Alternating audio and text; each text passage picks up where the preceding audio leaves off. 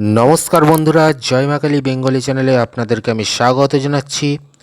আজকের ভিডিওতে আমরা আলোচনা করব রক্তকরবী গাছের শিকড় সম্পর্কে।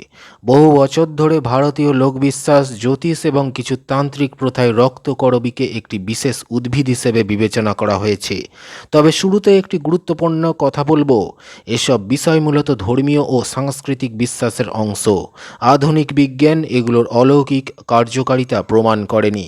রক্তকরবী একটি সুন্দর ফুলের গাছ হলেও এটি বিষাক্ত উদ্ভিদ, তাই এর পাতা, ফুল বা শিকড় কখনোই ওষুধ হিসেবে ব্যবহার করা উচিত নয় এবং খাওয়া বা শরীরে প্রয়োগ করা বিপজ্জনক হতে পারে। তান্ত্রিক প্রথায় রক্তকরবীকে শক্তির প্রতীক হিসেবে দেখা হয়। কিছু সাধক বিশ্বাস করেন এই গাছ দেবী শক্তির উপাসনার সঙ্গে সম্পর্কিত। বিশেষ করে কালী ও ভৈরব সাধনার ক্ষেত্রে রক্তবর্ণ ফুলের প্রতীকী গুরুত্বের কথা বিভিন্ন গ্রন্থে উল্লেখ রয়েছে। তবে এই বিশ্বাস সব সম্প্রদায় বা সব শাস্ত্রে এক নয়।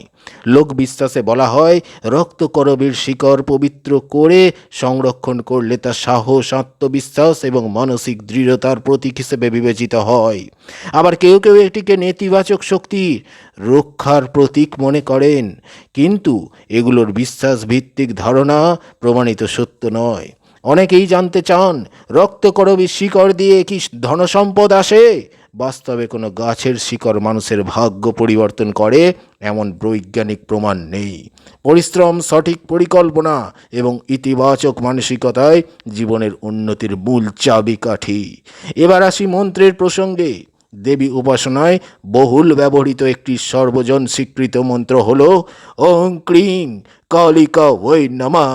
এই মন্ত্র যদি কালীর প্রতি ভক্তি প্রকাশের জন্য জপ করা হয়, এটি কোনো অলৌকিক ফল নিশ্চিত করেন না, বরং ভক্তরা একে মানসিক একাগ্রতা ও আধ্যাত্মিক সাধনার অংশ হিসেবে গ্রহণ করেন। আবার দেবী দুর্গার একটি জনপ্রিয় মন্ত্র হল ওং দং দুর্গা ওই নমঃ। এই মন্ত্র আপনারা অবশ্যই জপ করতে পারেন ভক্তি ভরে। ধর্মীয় বিশ্বাস অনুযায়ী এটি মানসিক শক্তি ও সাহস অর্জনের প্রতীক হিসেবে বিবেচিত।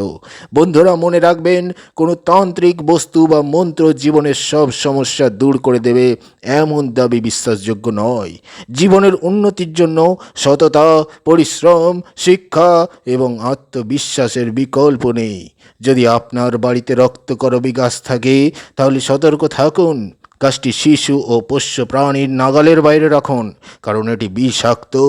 আশা করি আজকের ভিডিও আপনারা রক্তকরবী গাছের শিকড় সম্পর্কের প্রচলিত বিশ্বাস, তান্ত্রিক দৃষ্টিভঙ্গি এবং বাস্তব তথ্য সব কিছুই পরিষ্কারভাবে জানতে পেরেছেন। ভিডিওটি ভালো লাগলে লাইক দেবেন, আরও তথ্য পেতে সাবস্ক্রাইব করবেন এবং বন্ধুদের সঙ্গে শেয়ার করবেন। ভালো থাকবেন, ধন্যবাদ।